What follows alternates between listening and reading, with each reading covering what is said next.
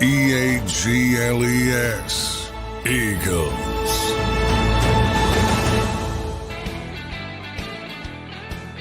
Welcome in, everybody, to a Wednesday edition of Birds 365. Coming off that Monday night football brutal loss, trying to put that in the rear view. Get ready here for week 3. Birds 365 is live. That's John McMullen.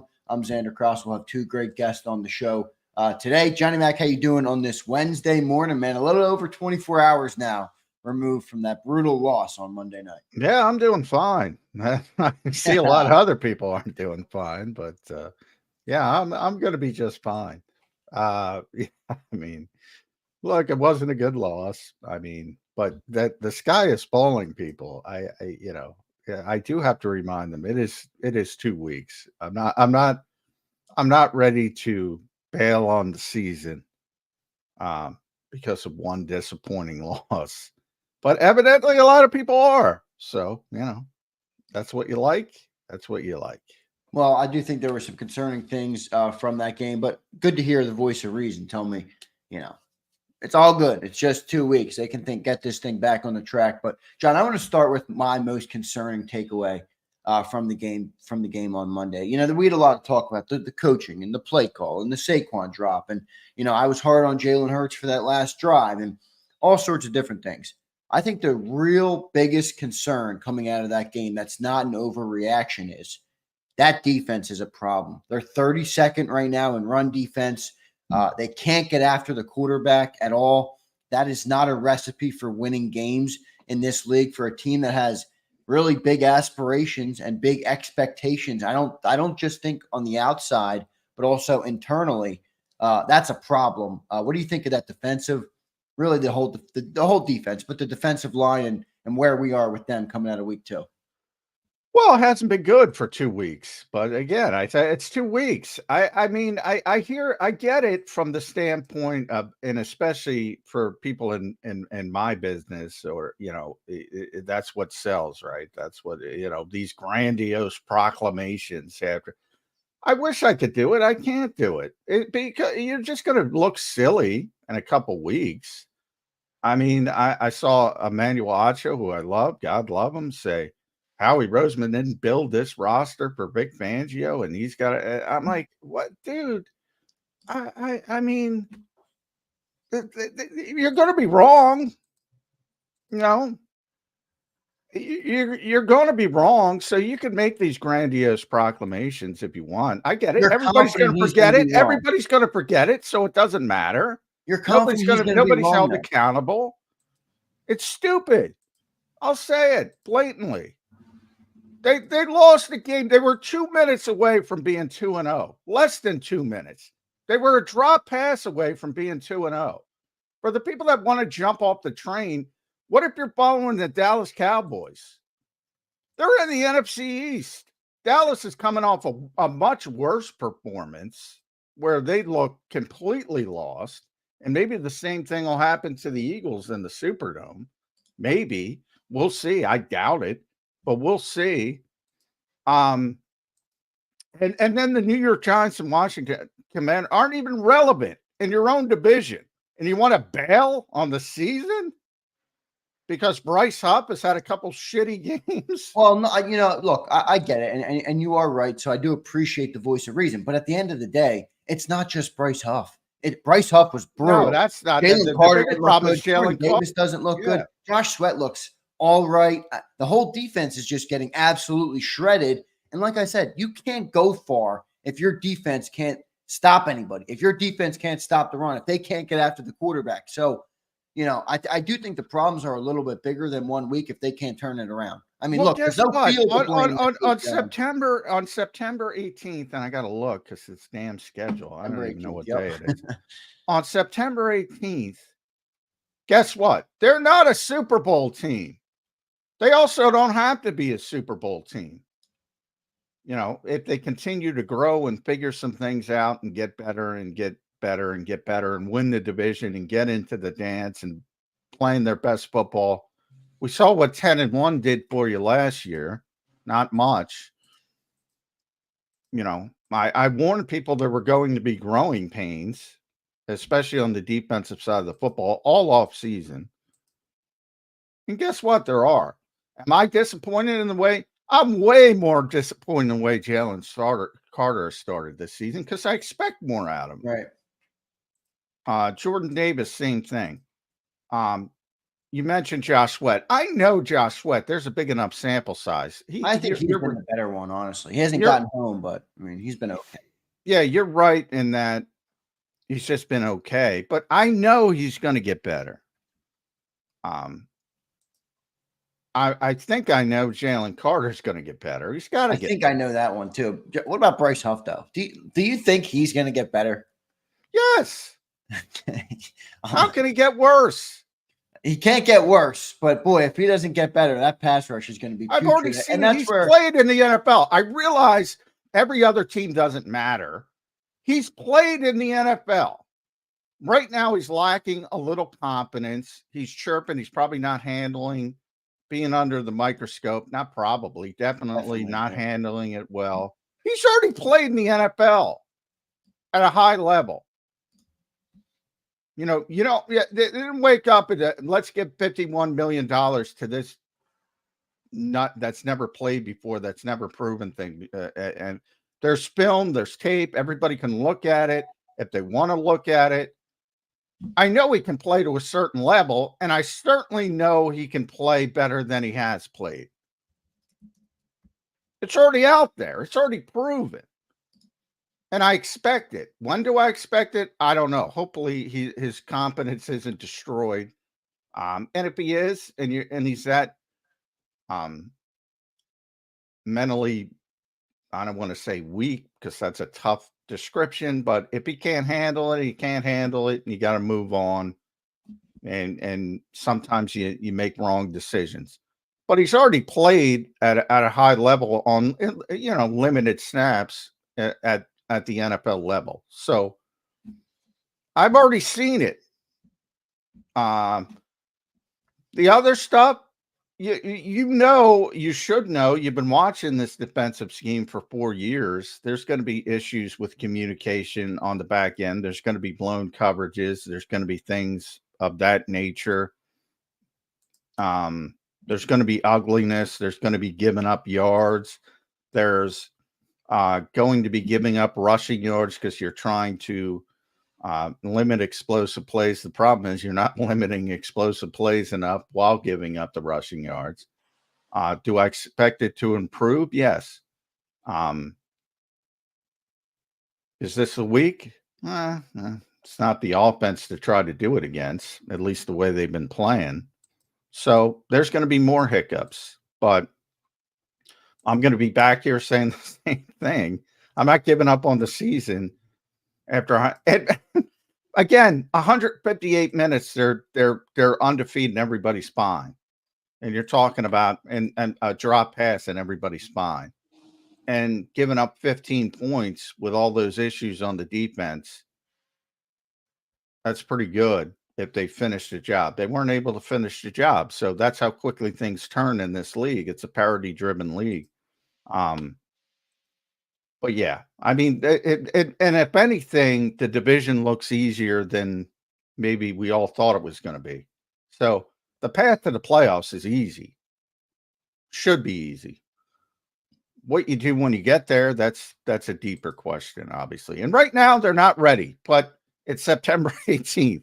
Right. So, the Chiefs, look at the Chiefs early in the season last year. You grow, and hopefully you're kicking in at the right time.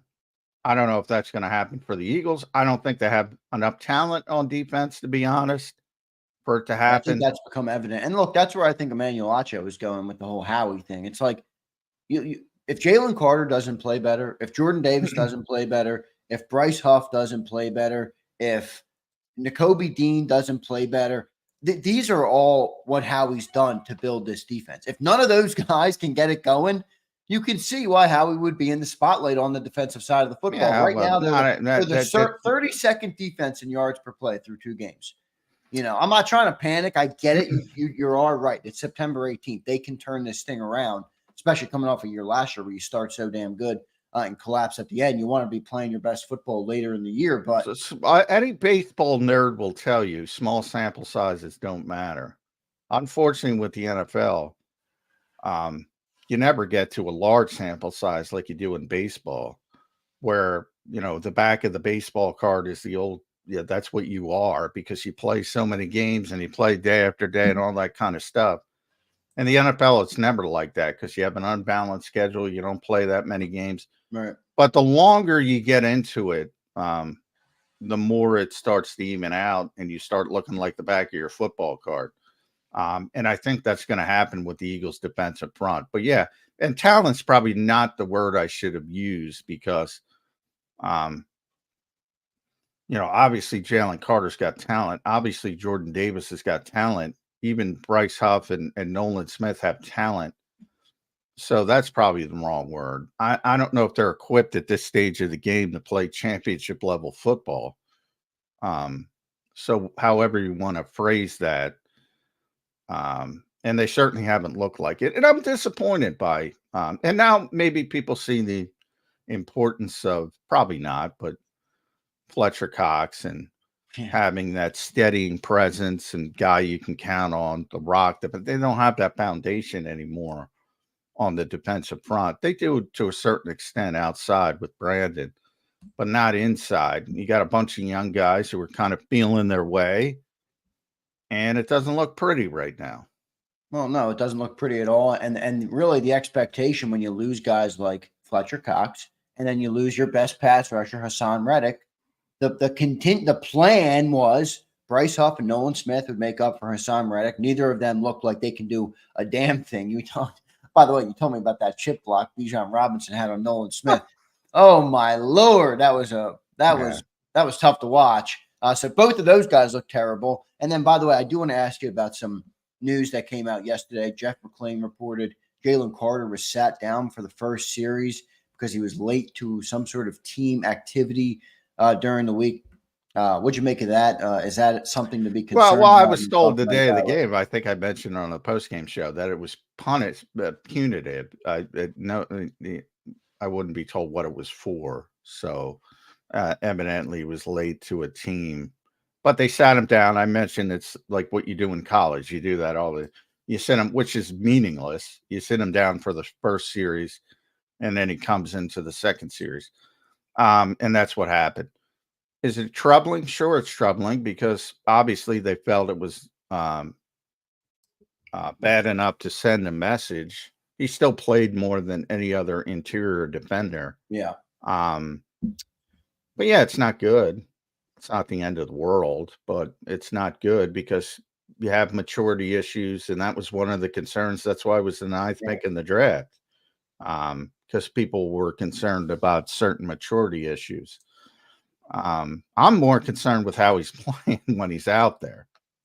And part of it is, Chris Lindstrom, I mentioned, very good player, two-time second-team All-Pro. Again, you got to look at the opponent. So he's one of the better guards in the league. And he beat him a couple times, but, that was a nice back and forth battle. He got beat. I would say he got beat more than Chris got beat. And guess what? For all the talk about his talent, well, Lindstrom's the more proven player. So, maybe it shouldn't be that much of a surprise because that's a veteran guy who knows how to play and probably isn't immature. So maybe it shouldn't be a surprise, but he's got to get better. I don't think there's any question about that. No doubt. All those guys on the defense have to be better, man. Jalen Carter, Jordan Davis has to be better. Nolan Smith, I'm waiting for him to show up. I mean, John, we're in year 3 on Jordan Davis. I know you tell me about, I think the expectation's wrong on him. Has he done his role well, in your opinion? No, right? No. I mean, forget what everybody wants him to be in terms of rushing the passer. I'm not talking about that. No, I'm very disappointed. Being good at being Jordan Davis. Yeah. No, he hasn't been. He hasn't been good. Year 3. Man. I mean, how long can we give the dude to get it going?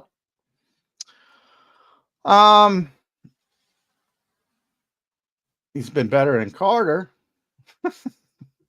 Last week 2 he was, that's for sure. but no, both of them. And that's where Big Fangio's building the foundation of this defense. Those two players. And those two players are shit in the bed through 2 weeks. And they better make the bed starting this week. Yeah, no doubt about it. Because they are not going to be a good defense if Jalen Carter and Jordan Davis do not perform.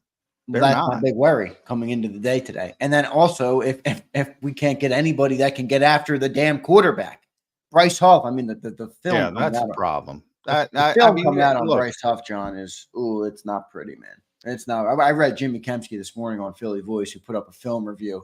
He called them unplayable. It was so bad. He's getting ripped by tight ends, dude. 6 seconds, 7 seconds, getting held up by tight ends. I mean, yeah, he's not. It just does not look like a guy that can even come close to replacing what Hassan Reddick was.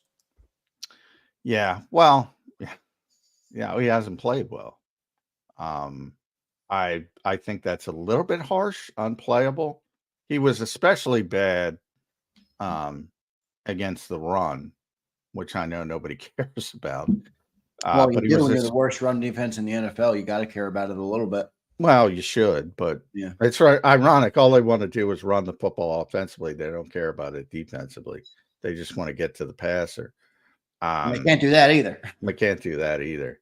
Yeah, I mean, I think Big's got to go back. I think he was trying, and this is just speculation. Obviously, we'll talk to Big on Thursday, I believe.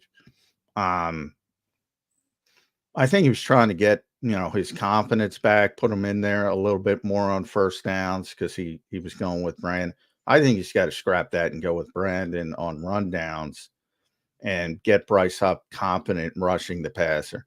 You're never going to be good against the run. I mean, but that either way, I say it all the time, either was Hassan Reddick, and everybody wants to make that comp. I get it. They didn't sign Bryce Huff to replace Hassan Reddick. They signed Bryce Huff because they knew they couldn't sign or he wasn't going to play under his contract. Yeah, but when you're rebuilding a defense, you have to, like, if you factor, I'm going to lose Hassan Reddick, we have to do something to make up for that production. This is what they did. And then they drafted Nolan Smith. Neither of those two guys look like they can make up half of what Hassan Reddick did right now. No, they both don't look great. Chip aside, Nolan was a little bit better. But yeah, you see those troubling moments. And with Bryce is just a crisis of confidence, and confidence is big with players. And some people aren't cut out to play in Philadelphia. Let's be honest. And place to play, no doubt. And if you can't handle it, it's probably going to continue to be ugly. So it's up to him. But yeah, I mean, again, I'm not going to make any grandiose proclamations other than he hasn't played well for 2 weeks. And he hasn't been what they expected as pass rusher over those 2 weeks. And he better get better, and he better get better quickly. And that could speak to a lot of people on that front. But Hassan's not even playing, so yeah, sure, wasn't going to play here either. Unless they gave him $25 million. And they didn't want to. So that's sort of the decision. You can say, well, they should have. They have the money. Yeah, but that creates butterfly effects down the road. Says somebody else can come in and ask for this. And, it's a way more complicated than people make it out to be. And you can't just acquiesce to everybody at all times, especially if you think, a little bit of a descent is coming. And maybe maybe certainly short term, the Eagles aren't as good. Long term, maybe they made the right decision, but nobody cares about long term. I get that as well. Last thing I want to talk about, we have two great guests planned. Mike Gill's in the green room. We're going to get to Mike in a second, and then we'll have Brandon Lee Goutwin in hour number 2. So two great guests for you today on Birds 365. Appreciate everybody in the chat already this morning. Hit that like button. John, Eagles lose Patrick Johnson to the New York Giants because of some roster moves they had to make once AJ went down. Your thoughts on losing, Patrick Johnson? I thought he was the best edge rusher through the preseason.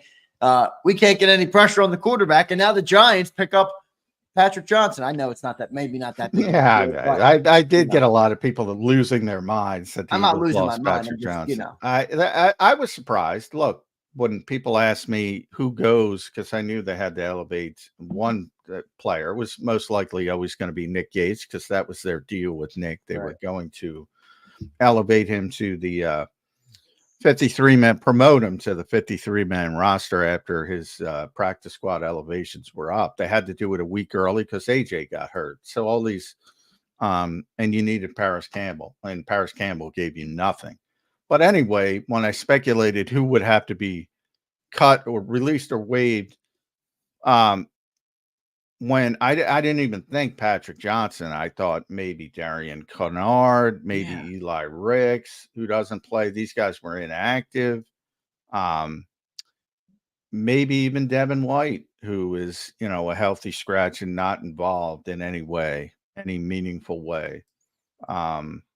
But I did not think Patrick Johnson, and it had sort of a Christian Ellis vibe in that there was no way the Eagles were getting. In fact, I was talking to somebody who seemed to be well aware they weren't getting them through waivers. So it is a little bit of a surprise they went with Patrick Johnson, because I think they could have gotten some other players through waivers. But for whatever reason, they like the upside of guys like Kennard and Eli Ricks and don't want to lose them. And Patrick's more of a,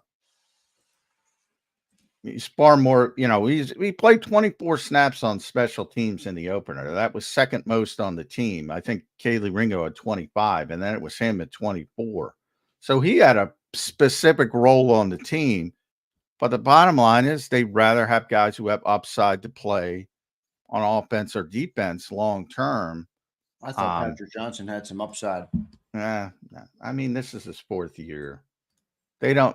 Yeah, he did a nice job in the preseason. I think he was one of the most improved players. I said that, but he was never going to have a role on the defense. So that's sort of but while I say that, I'm a little bit surprised they went that direction, because he means so much on special teams. So I think you're further hampering Michael Clay a little bit, but nobody cares about special teams either for poor Michael Clay.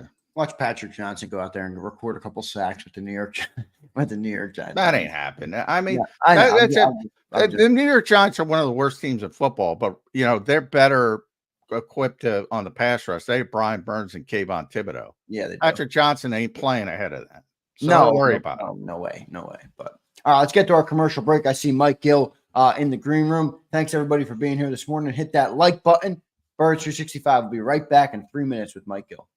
If you missed any of today's show on the JAKIB Media channel, listen to the podcast on your way home. Available on YouTube, Apple, and Spotify. He's blocked well and tries to cut through the middle. Oh! Your gut says Miami is going to win, and you should take the over. Your gut also said your NFT selfies would only go up in value. They didn't. But your head is on Sports Grid and knows the QB is in concussion protocol. The backup has a 45 QBR against the zone coverage.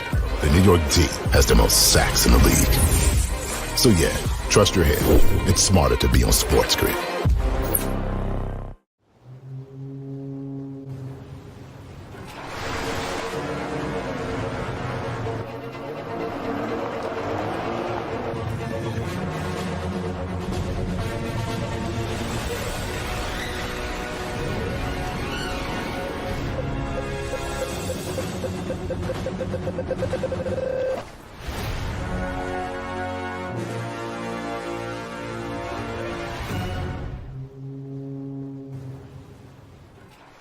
Score and save in southeastern PA and Delaware with Colony Pools this football season, and let the experts close your pool with a custom Merlin safety cover in green for the birds. And if you join our Winter Watch team, we'll give you another 20% off, and Colony Pools will handle it all. Keep your tiles on your pool, not in your pool.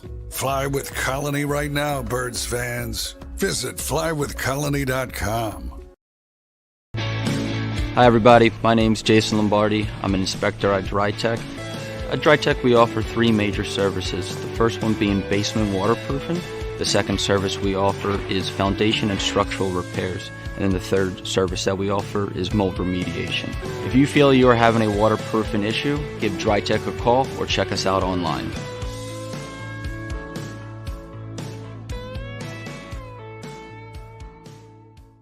Heading down the shore, have a ball once more. Here, imaginations run wild and time stands still. Because here, you can find the best of the Jersey Shore, all on one 5-mile island. So leave the old you behind and get lost in the woods. Wild, wild, wildwood day. Plan your stay in the Wildwoods today. EAGLES, Eagles.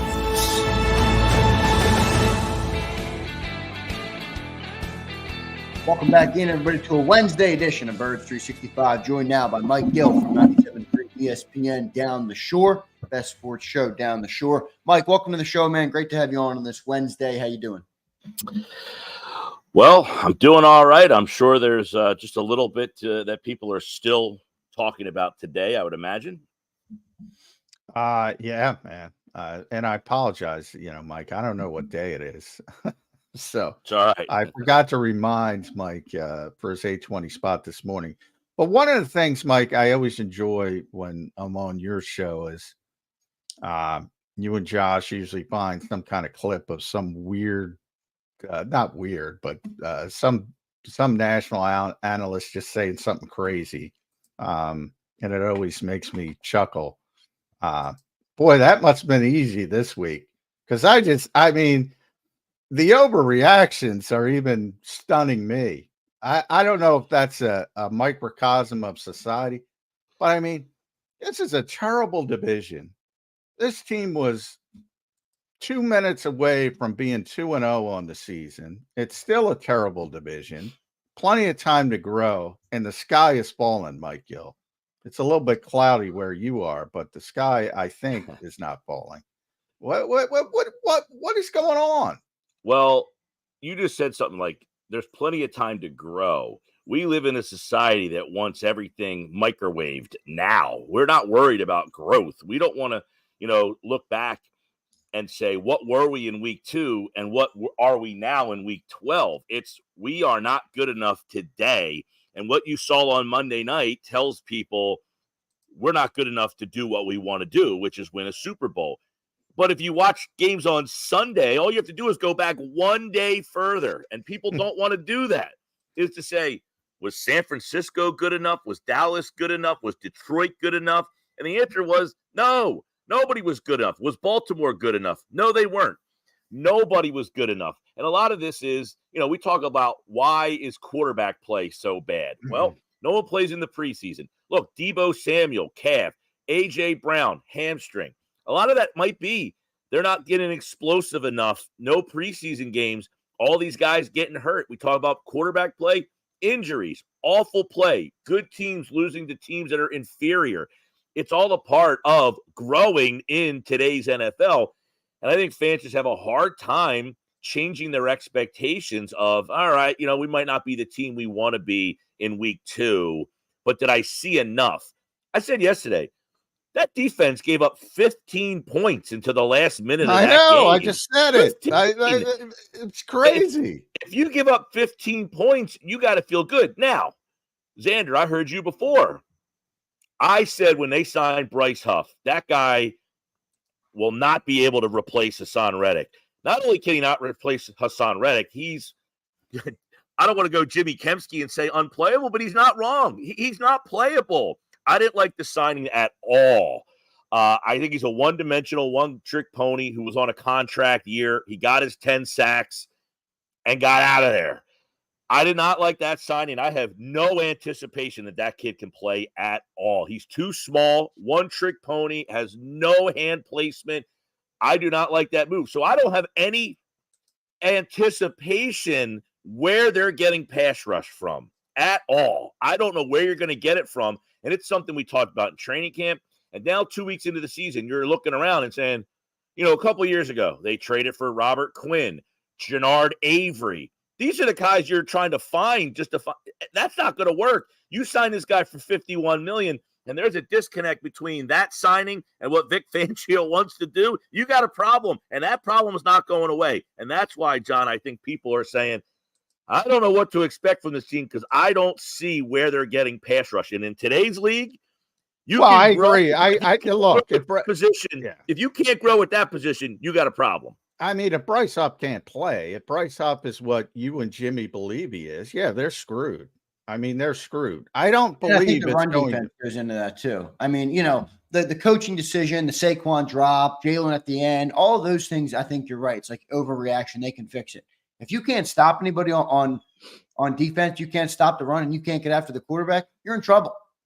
Whether it's September 18th or November 18th, you're in trouble. No question. Look, people hated John Gannon. He sacked the quarterback 70 times. And if you don't like the number of sacks, he was around the quarterback 170 times. So John Gannon's defense did what it was supposed to do. It pressured. That last drive of the game is a result of you can't get any pressure. You can't get near Kirk Cousins. Now you could say, look, and the Falcons don't have the best line in the league. But even if they have the best line in the league, you couldn't. It's way better than people think, by the way. Well, I said, even if you have the best line in the league, they're passing, and you couldn't get anywhere near him to the point that he's able to let these receivers get 20 yards down the field in back-to-back plays because there's no anticipation of pass rush. So you have a big disconnect happening right now between what they want to do and what they have, and I don't see where they're getting any better at that. Where is this team getting better in the pass? Well, I'll tell you where. Well, Huff's got to play. Everybody's got to play better. But I think Huff is low-hanging fruit because he hasn't been here, and they're building their defense on the foundation of Jalen Carter, and he's been awful. Yep. I'm not going to go down the Emmanuel Acho route and say he's going to be awful because I think he'll figure it out. And I think Bryce Huff will get better. It's just a matter of how much is he going to get good enough. But he's certainly going to get better.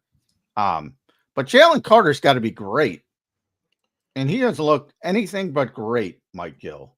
Yeah. And now we have the reports of punishment because he's late to some kind of team event or team scheduled thing. And he sat like college for a series. I mean, they're treating him like a college kid. He is a college kid, maturity-wise. That was some of the issues why he fell to the 9th pick in the draft. How concerned are you with Jalen Carter? Yeah, no, you hear that report yesterday, and you just wonder, is this kid mature enough to be the anchor of a defense? Is this kid have the ability to be what Fletcher Cox was and be a stabilizer and be a guy that you could depend on almost every single week for a decade? And the maturity level was questioned, and you got to wonder, does he want to be the leader of a defense? Does he want to have a defense built around him? It doesn't appear that he's ready to take that next step and be the guy. We always say when the offensive coordinator watches the Eagles defense, who are they game planning for? I don't know. There's a guy right now they have to pick out. There's nobody that stands out on that tape that says, man, we got to make sure we know where this guy is on the field. And one of the reasons is you don't know if Jalen Carter is going to give you. Now, when he's playing at his best, you can be that guy, but you can't be that guy if you're not being that guy every play. And, if you're building it around him, look, and we talk about all the time, John, you got to blitz. They blitzed the other night and got blitzed. They gave up a touchdown on the one play that they sent pressure. They got scorched. So that's not going to be people who want to say blitz. This has got to come from Carter up the middle. He's the guy who's got to get that inside pass, pressure, pushing the center back, getting that interior back. And you got to get some edge rush from somebody. And look, it seems to be an oversight. You gave Josh Sweat a pay cut because you kind of realized maybe this isn't the guy. So you're dependent on him, kind of, sort of, but you said we're going to give you a pay cut. And then you bring in Huff, and you got Brandon Graham backing him up. Now Brandon Graham's actually got to take over for him because the kid can't play. You got a guy in the first round, Nolan Smith, that I said the other night, I don't even know what number Huff wears because I can't find him ever on the field. It's an easy joke. Where's zero sacks, 0 pressures, and 0 tackles. A lot of jokes. His number makes perfect sense. Yes. 0. You got 0 making no impact and 3 making no impact. They got to get something from one of those two, but 98 has to be the guy. He has to get pressure up the middle to help those edge rushers out. And right now, he's not doing his job either. So you got big problems. And look, there's a lot of young players on this defense. I think we overlook that is you're depending on a lot of young guys, communication-wise. But go back to the beginning, like a Seinfeld episode here, John. Growth. You got to hope that they can grow this thing. And by week 10, 11, 12, that they find their bearings and who they are. I don't think they know what the hell they are on defense right now. And that's given up 15 points in the first 59 minutes of the game. So there should be some feel of, okay, if they can just find their way. They are keeping people out of the end zone. And that goes to the whole bigger story of the whole 3rd and 3, the play call. All of it kind of meshes together here. Yeah, well, yeah. Again, if Saquon catches the ball, we're not even having these conversations. So it definitely meshes together. Well, I think we're still having the conversations about. Well, to a certain extent, because we talk about everything. If he catches that ball, we're not talking about. Yeah, we're not here. The sky isn't falling. Hold on. How many times? Everybody watching this right now, Zander, John, everybody. How many times have we seen a team with 11 guys across the front, one guy standing behind them, and the team rolls a little pop pass and the tight end's wide open and it rips your heart out? That happens every week. That play, 3rd down, happens all the time. The guy catches the ball 100% of the time. Saquon Barkley didn't catch the ball. Look, there was Anthony Gargano, friend of the show, went on a nice rant, and I'm listening to it completely, and I get from the stand, he's an old school guy, and run the football, blah blah blah. Sure, typical Philly fan. And he's like, now I don't care. It's 99 out of 100 times he's going to catch the ball. There's that one time. That's why you run the ball. And I'm thinking to myself, well, there's a hole to that thinking, Mike, in that 99 times out of 100 you don't fumble, but you can fumble. That is an easy play, and why can't people get over the hump? Yeah, but it's about the clock, John. If you run the ball, but here, Zander, here's the clock, and it is about the clock. Atlanta had no timeout, so they're fighting versus the clock. But here's the thing. Here's the thing that's overlooked about that. It is about the clock, Zander. You're right. So they run the ball, they get stuffed. It's now 4th down and 2. They get a yard. The clock is down 40 seconds. You're still giving Atlanta the ball back with enough time to score. They went down to score in a minute. 65, Mike, when you're making that drive in 60 seconds versus 100 seconds, I know they did it in 65 total, but the play call you have to run when there's 5 seconds on an expiring clock looks a lot different, and also the defense is going to play that a lot differently. But you're assuming, here's the problem, and that's why I brought up, you're assuming execution. Again, and you're assuming non-execution for the play you don't like, and assuming again, if you same play 99 times out of 100, Saquon's got to catch the ball. Unfortunately, that's where you might criticize the Eagles, because he's got 16 drops since 2021. So maybe it isn't 99 out of 100 times. 99 out of 100 times you don't fumble, and the 40 seconds comes off the clock. But guess what? If you do fumble, the 40 seconds aren't coming off the clock.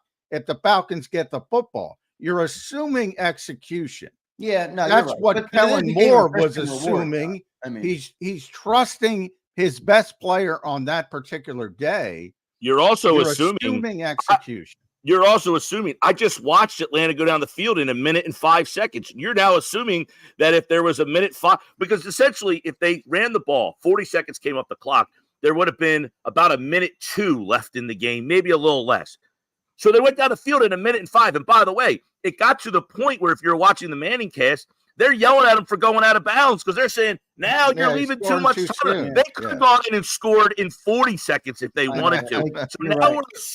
So now we're assuming that if the Eagles ran the ball, kicked the field goal, and gave them the ball back, that they weren't going to score as quickly and easily as they did. That's asinine. They showed you that they went right down the field. There was no pass rush. So they were going to get the ball back, whether it was 1 minute 30, a minute 5, 45, and go right down the field and score. That we saw. Speaking of the Manning cast, Peyton Manning, forget Anthony Gargano. Peyton Manning said the same thing. I'll listen to Peyton Manning. I don't need to listen to Anthony Gargano to think that they should have run it. Peyton Manning says, John, he said the same thing. Most of the time they're going to execute that play, but that's why you run it right there, because what you don't want to happen, the downside of that play is bigger than the downside of the alternative, and they should have ran the ball there. I'm going to listen to Peyton Manning. Well, that's fair. That's fair. I, and I'm with you. Nothing against Anthony, who I like, but yeah, I'm going to listen to Peyton more. But well, listen, I also disagree with the thought process of, look, the ball's there. Here's how I look at it. Kellen Moore did his job. Saquon Barkley didn't do his job. Well, that's correct. I mean, Saquon did drop the pass. And by the way, he's got the most drops of a running back since 2021. Yeah. So, you know, maybe that should have been factored into we always love to blame the coach. Sirianni's getting roasted. He doesn't even call the play. But here's what I'll say is, do we not want the coaching staff to have trust in the players? We're essentially criticizing the coaching staff for putting trust into a $12.5 million running back. Hey, so I believe that this guy will catch this ball and rip the hearts out of that team. Instead, but he wasn't given $12.5 million to catch a ball, Mike. He was given $12.5 million to run the rock. And you have no. John, you can tell me that all summer, man. I mean, I'm just saying, if you want to play it like that, you really pay them to run else is telling. You can't toggle now. But Mike's point is correct. And going back to what I was saying before, encompassing, the defense had given up 15 points. They had not let them get in the end zone. They were getting yards, but they were kicking field goals. And they're saying, if we just kick a field goal here, they got to go all the way down the field and get a touchdown. And they haven't done that all night long. Shame on them for trusting them to do it again. You know what I mean? Like the trust they put in their defense, shame on them, I guess, right? It's hilarious because you want to protect these players, and I'm not talking about you guys, but the fans want to protect these players at all costs and want to say they're great and this and that, and everything's the coach's fault. And then you want the coaches not to trust them. Mike's point is exactly correct. Come on. This is right. a play a high school kid, a high-level high school kid is going to make. Come on. Put the blame where it belongs. That's all I'm asking. Accountability. That's what Nick Sirianni has been talking about since day one. It ain't Nick's fault. It ain't Kellen's fault. Sometimes it is. In that instance, they drew up a good play that was going to succeed, and the player didn't execute it. Period. Turn the page. There's always a risk-reward analysis, and in that moment, when they have 0 timeouts, that has to be factored into your and you're talking about Peyton Manning, and I'm talking about Anthony, and Mike's talking about this. Saquon Barkley freaking said it. I know. I'm not absolving him. You're right, John. If he makes that catch, and by the way, if he makes that catch, Atlanta never even has a chance to shred our defense the way they did in 65 if he makes exactly. If he makes the catch, the game's over. They're out of time. Over. So again, the Eagles, this is what we loved about the team a couple of years ago, how aggressive they were. Yes. They ripped your heart out. So they went for it, and the player didn't execute it. But if he catches that ball, the game is over. And we're sitting here, listen, would I have run the ball? Sure, I would have ran the ball 40 seconds because I trust my defense that they're not going to go down and score with a minute left. Well, guess what? I would have been wrong because they did. But that being said, I would have ran the ball. And if I like that play so much, then I'll run it on 4th down. Go for it and run it on 4th down. Because I would have run the ball. You know why I would have run the ball? Because I don't trust the player. Do you like that? I'll tell you this, I would have run the ball, and I say this all the time, because as much as A.J. Brown and Devontae Smith and Saquon Barkley are the high-played skill players, the star of this team has been and continues to be their offensive line. And if I have the star standing in front of me, I'm utilizing them. And that's what I think they failed is I say you got to trust your players. They trust the skill player more than they trust the offensive line to push them back. And that's where I think they made the wrong decision. But the play itself is, hey, we're going to be overly aggressive. Do something about it. And if you can't stop us, that game's over. And they didn't stop us. We stopped ourselves. I want to go to the super chat because it's right along with what we're talking about. And I want to get your guys' perspective on this. Prince Swayze checks in. You can also run the tush push on 4th down and give them back at the 3 instead of the 30 if we didn't convert. I see a lot of people saying this. The problem with this would be you might have had them at the 3, but then they would only need to get in field goal range because the Eagles were only up by 3 at the point. So a lot of people have said, go for it on 4th down to keep running the clock down. But then you only have to go, 50, 60 yards. It's kind of the same thing as getting the ball to 30 and having to get to the end zone. Yeah, that's why I think, they figure it goes back to the trust in the defense. We might be laughing about how could you trust this defense? They're looking at the scoreboard and saying they've only scored 15 points. Well, we're keeping them out of the end zone. Last week against Green Bay, when they're down in the red zone, we kept them out twice. So our defense is Jim Johnson, bend but don't break. Well, to be fair, they were ahead 21-15. So, they still have to go the length of the field. Well, no, after the field goal they were, John. I'm saying after the field goal. Oh, you're saying they kicked the field goal. I thought he was saying they went for. People were saying, go. No, I'm saying if they didn't. I thought he was saying they didn't convert on 4th down.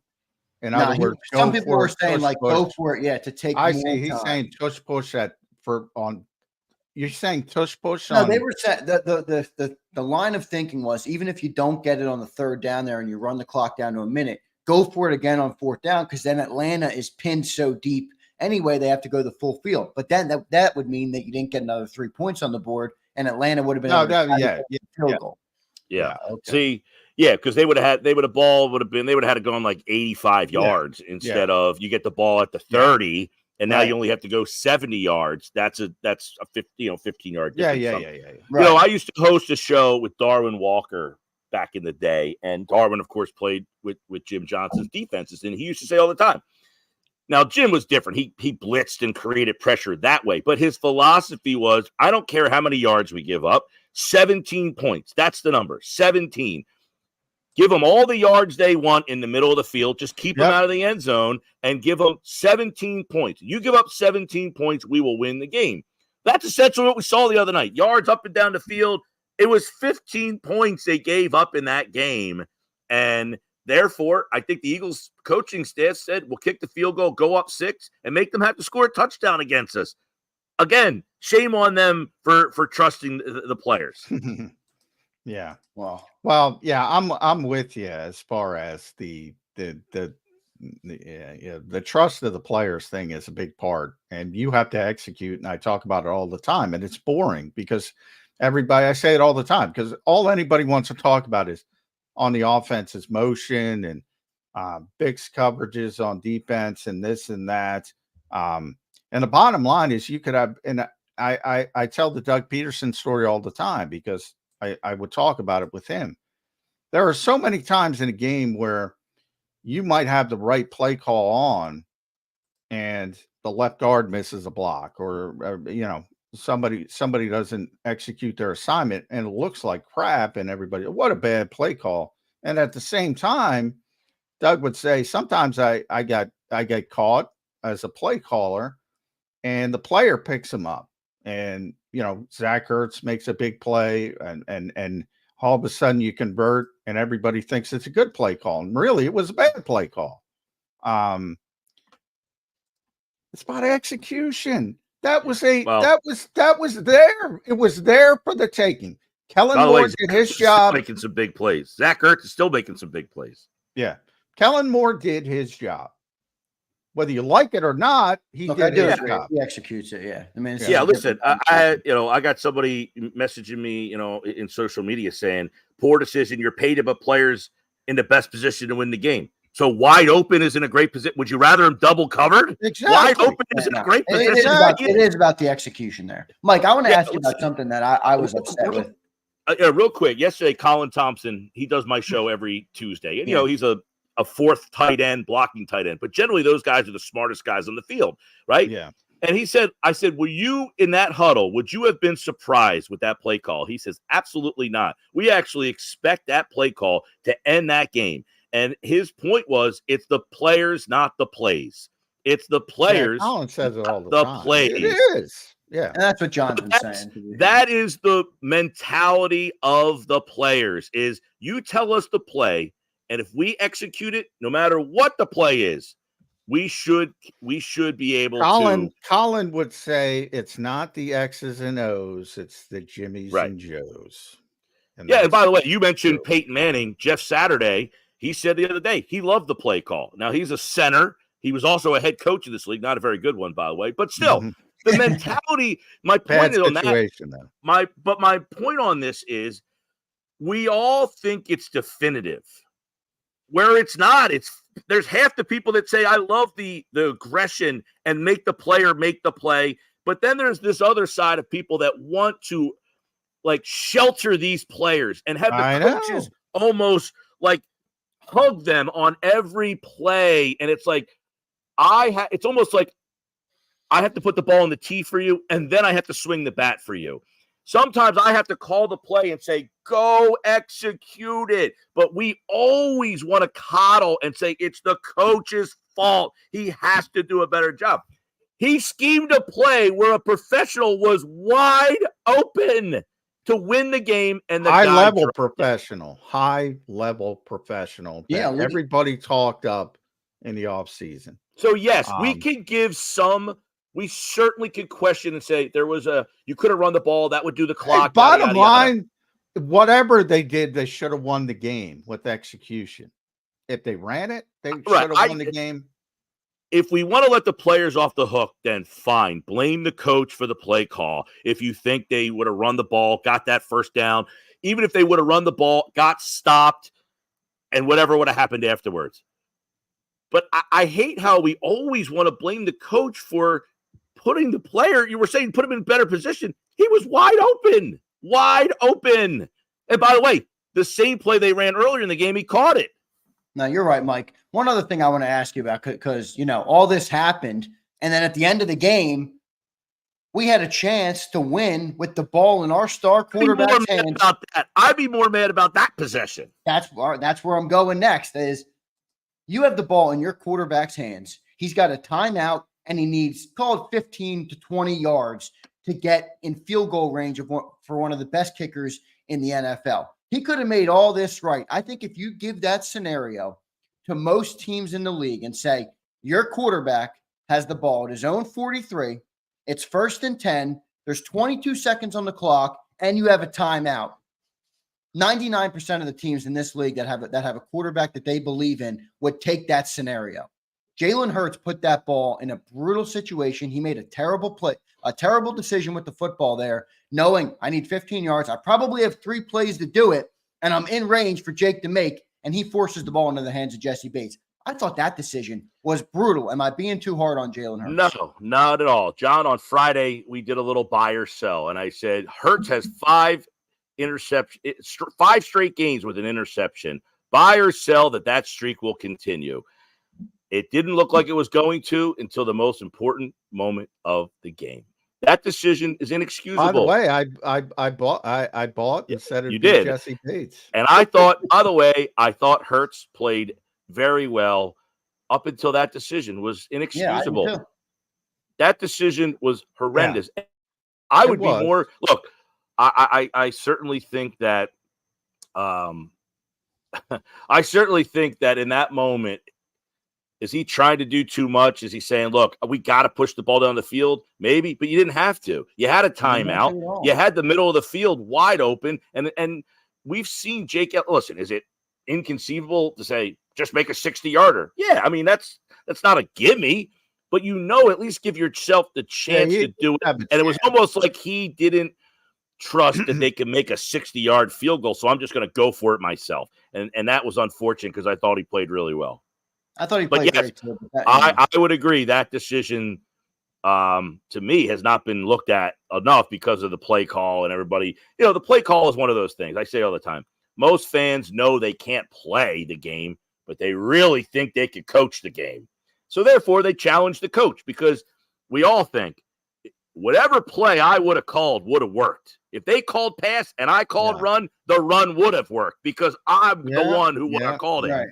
They just said, well, that's the thing. Assuming execution on the play you like versus assuming lack of execution on the play you don't like. But the trust in players, you can't play. And this is where I thought at Mike Gill show, by the way, follow Mike on X, the X platform, listen to him 97.3 South Jersey every day, 2 to 6. Does a tremendous job down there. Dan Campbell, the Detroit Lions.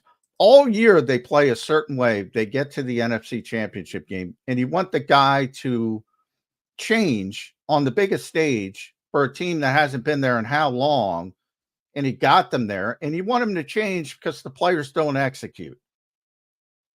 It doesn't make sense at any level, Mike. You want to play a certain way, and then you want to pull back and, as you say, coddle the players. Yeah. I tweeted this out. Is that what it's called anymore? Tweet it. But I said, everybody's talking about early in the game, they didn't take the points. Oh, you always take the points. No matter what. I would have taken the points, but I agree. But the NFL analytics, and they talked about it right during the game. Yeah. It said go. They put it right on the screen. Now, why does it say go? I don't know. But whatever analytics are, they said in that 4th down situation, you go for it. So we all say take the points, but there's a world that says we're wrong, and we're living in that world. In the NFL world, they're saying go for it. Us schmuck bags are saying, oh, take the points. But the people who are running this league are saying, no, don't take the points. Go for it. So whatever world we're living in, the points there for us would have been, yeah, of course I'm going to take the points. But the NFL world, the analytics say go for it. And that's the way that a lot of these teams run. So we like to be critical of, well, he did that and he did this. Pretty much every team probably would have gone for it in that situation if they're following the analytics. Yeah. And there should be a little bit of give and take. And Nick talks about that. You can't just always go for it on 4th and 3 or certain situations. You do have to, then it becomes a tendency. People expect it. Things can change. So things are always moving, developing. It's not as simple as yes and no. I get it. They throw out the analytics. But yeah, I from me, the standpoint early in the game was like, yeah, I would have kicked the field goal, but I wasn't incensed that they didn't. I saw both sides of it. And the assumption that, oh, you got 3 extra points and the game unfolds exactly like that. Yeah, right. That's nonsense as well, because everything changes. So you play differently if you're behind by a certain amount, by another certain amount. So many things can change, but everybody thinks everything's in a vacuum at all points. And every decision affects the next decision. And here's the vacuum that's interesting. When that schedule comes out in May and you look at it and say, Atlanta, New Orleans, Tampa, that NFC South. Yeah, much now, better. All of a sudden, you're looking at Atlanta beat you in your building. Now you got to go to where Colin Thompson said on my show yesterday, hands down the most difficult place to play in the NFL, with a team now that's cooking with gas, with speed all over the place. And then a Tampa team that just Rochambeau'd you down there in their place not too long ago. So you got to figure out a way to win at least one of these games, right? And you're not feeling so good about it after what I'll tell you what, I hope AJ's back for that Tampa game, because Todd Bowles is coming. We haven't seen the blitz as much as I thought, but Todd Bowles is coming. He is looming. I'll tell you what, if that pass rush looks like they did on Monday night in New Orleans on Sunday, we're going to get destroyed by that team. Derek Carr will pick this team apart if that pass rush can't get home. The great Derek Carr will pick. Look, he's a streaky quarterback, but if you give him time in the pocket, he's proven he'll dice you up. That's what he can do. So this pass rush can't get home. NFL quarterback, no question. I sat and watched a lot of Saints play concepts the other day in their design. man, they do a really good job coming up with some stuff and figuring out how to get baby. guys. Kyle Shanahan. It's all the They've Shanahan. they've got some really interesting route concepts and the way they block it and how they block it. They figured some things out down there with the speed that they have. Kamara looks like he's kind of back to where he was. He's kind of been, well, it's funny when we entered this year, that Saints team, you would say they got nothing appealing. They just got a bunch of like mid-level everythings. Well, guess what? Shaheed can play. Kamara's back. When Kamara 3 years ago was, you would think, oh, he's the best running back in the league, and then he got hurt. But now he seems like he's healthy and back. Now they got speed. Their offensive line's pretty good. And Dennis Allen's a defensive-minded coach. That team is a lot different than they were when the schedule game was being played. Yeah. One last thing, Mike, before we let you go, and I want to get both of your opinions on this. So Nick Sirianni just confirmed on WIP this morning that he did not address the team after Monday night's loss. Jalen Hurts did. And Nick's quote was, he spoke from his heart. I thought his message was right on, dead on. When a player is saying what I would say, there's no reason for me to speak afterwards. That was perfect. Is that a good thing? Like, do we want a head coach that doesn't talk to a team after a loss like that? I don't know. Everybody's like giving Jalen Hurts credit for this, which is great. I think he should speak. But do we really want a head coach that doesn't address the team after a loss like that? Yeah, I got mixed feelings on that, right? Sometimes you want the coach to come in and kind of give this like, hey, guys, that one's on, even if it's not on him, But is this Hurts kind of growing into this is my team now, something that we had questioned, whether this was Kelsey, somebody else that kind of I'm not knocking the Jalen part of it. I think Jalen should be that leader as well, but how is Nick sometimes it becomes overkill. If one guy gives this passionate thing and then the next guy comes in, you're almost like, all right, it's too much. Yeah, I think he gave the context to it. He thought he said everything that needed to be said. So he stepped back. So just don't speak as the head coach of the team. He's going to talk to him all freaking week. He talks to him all the time. You're trying to get the message through. But believe me, he's talking to him. He's talking to him today. He's talking to him tomorrow. He's talking to him the next day. I will say it feels weird to say the guy didn't talk to his team after the game, but I do feel like you have to pick your spots. You can't always just keep grinding and riding and messaging because sometimes that gets tuned out. So it's like, you have a good cop, a bad cop for a reason. I can't be grinding on you all the time because at some point I'm going to lose you if I'm just always the voice that's picking on you.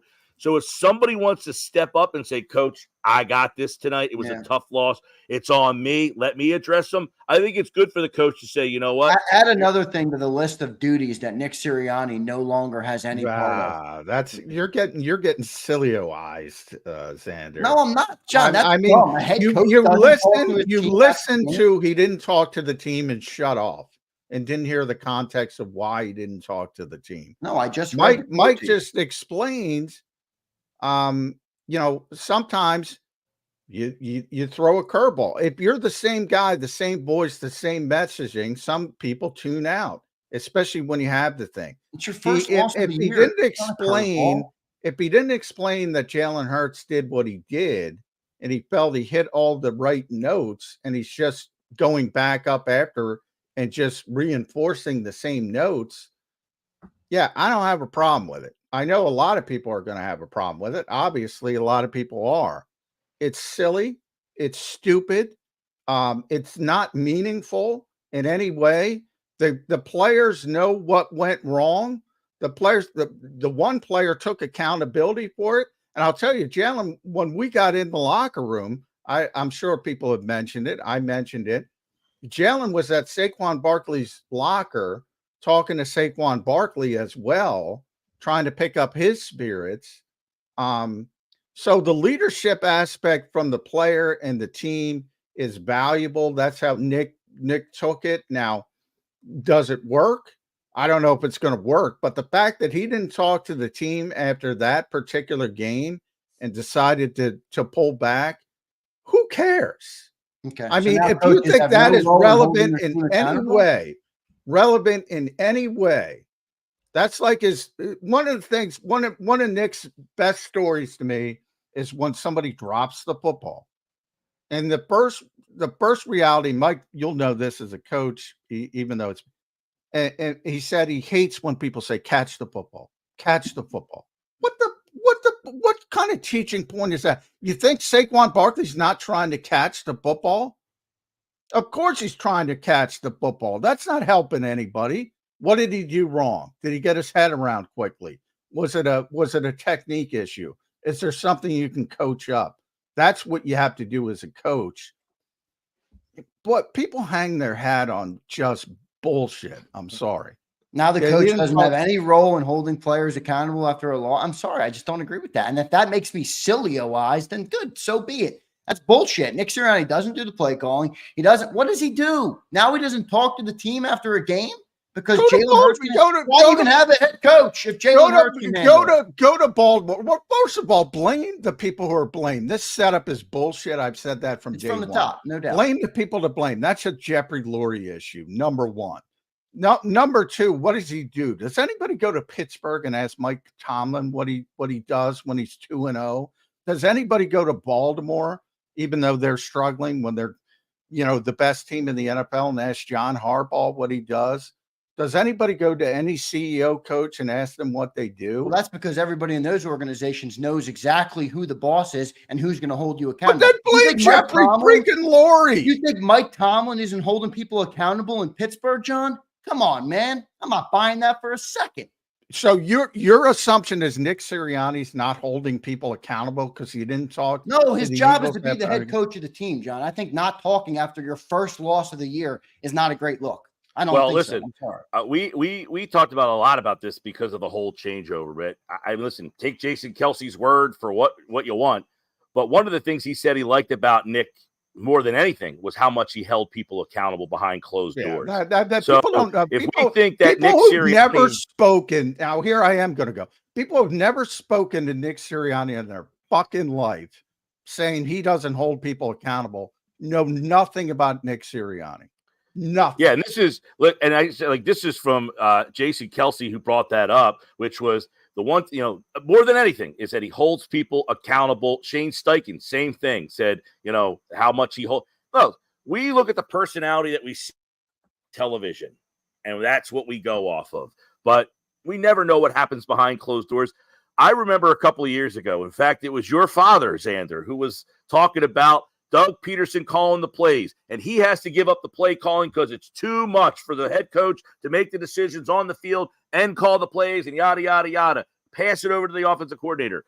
Well, now we want the head coach to call the plays, do all the clock, blah, blah, blah. I have no problem with the CEO coach. And listen, look, I coach young kids baseball, 13 years old.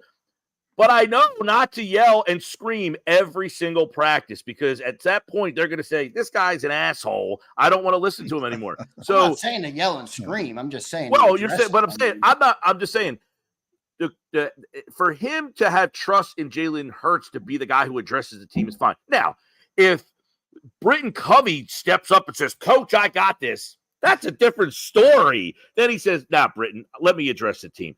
But for him to acquiesce to Jalen, really good at that, by the way. But he would be.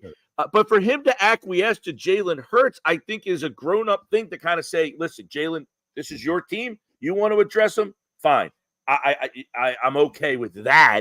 I'm sure when they get back to practice and sit in that room, Nick is going to address the team in a manner of. He's already addressed them. He's already addressed them.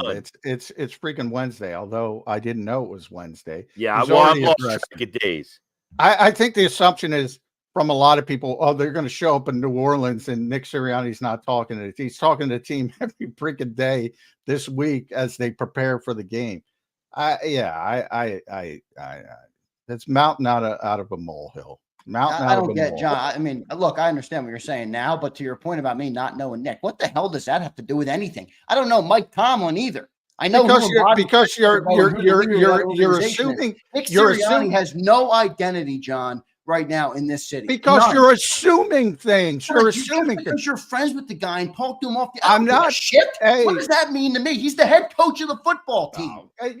Because you have no idea. Because I don't know the guy. You're right. I don't know him. Who cares? Yeah, because not because you don't know him. I don't hang out with Nick Sirianni, but I go to practice every day. I talk to him. I talk to the players. I see, in film they hold, so when they show the Saquon Barkley play, 26 will be in the bottom of the screen for making the error, the obvious error. They run through every play. The one thing about Mike's point, they hold people accountable. Everybody from Jordan Mailata to Lane Johnson to Jason Kelsey has said this. People, and I use those names because people universally respect them. And Jason himself brought up the fact that he's never seen that before in his entire career. So to hear me say he doesn't hold players accountable, he holds players accountable more than most coaches, to the point you say, maybe the other aspect of it, are you going to piss guys off by putting their number and saying, look, Bryce Huff, you're not doing your job on this particular play. That's what I'm talking about. Like, no, obviously you took offense, but people who aren't on the ground, that's why boots on the ground matter. So I don't care if you listen to me, or I don't care if you trust talking heads that aren't there, but understand talking heads that aren't there don't know what they don't know, to use a Jalen Hurtsism. That's all I'm saying. I don't go out to freaking Bounders in Haddon Township, and I shouldn't even say where he freaking lives, but yeah, it's not about friendship.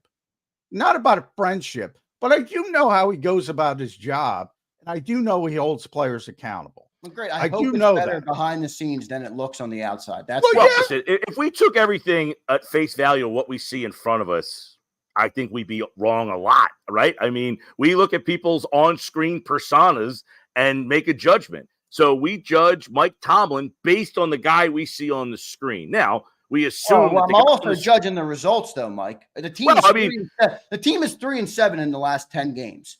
Right, we're taking a 10-game sample size over and saying that is more important than a 3-year sample size, where he's the winningest coach in the NFL in the 3 years. Correct?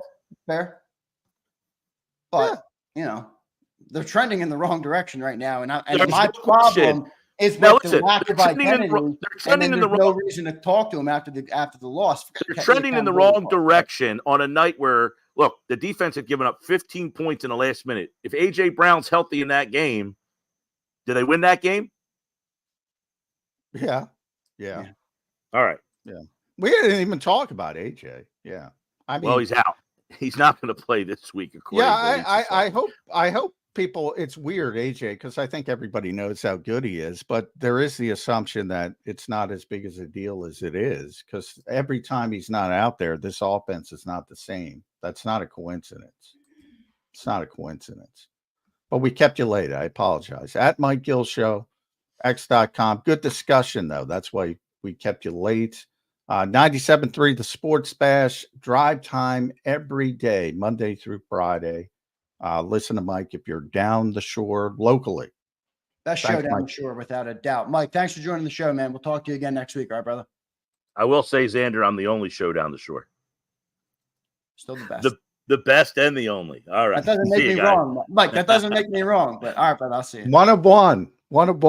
Good stuff from Mike Gill there. Almost up to BLG coming up, Johnson. We no need to take a break until we get a couple more minutes. By the way, I didn't mean to insult you, but it wasn't an insult. I was saying that I don't believe my relationship with Nick has anything to do. I'm telling you how it appears from my perspective. And most people don't have boots on the ground. So I'm not saying what you're saying isn't valuable. I'm saying the average person listening to this show, the average person who consumes Eagles content or who watches this team at all, they're looking at this and they're like, what does Nick do?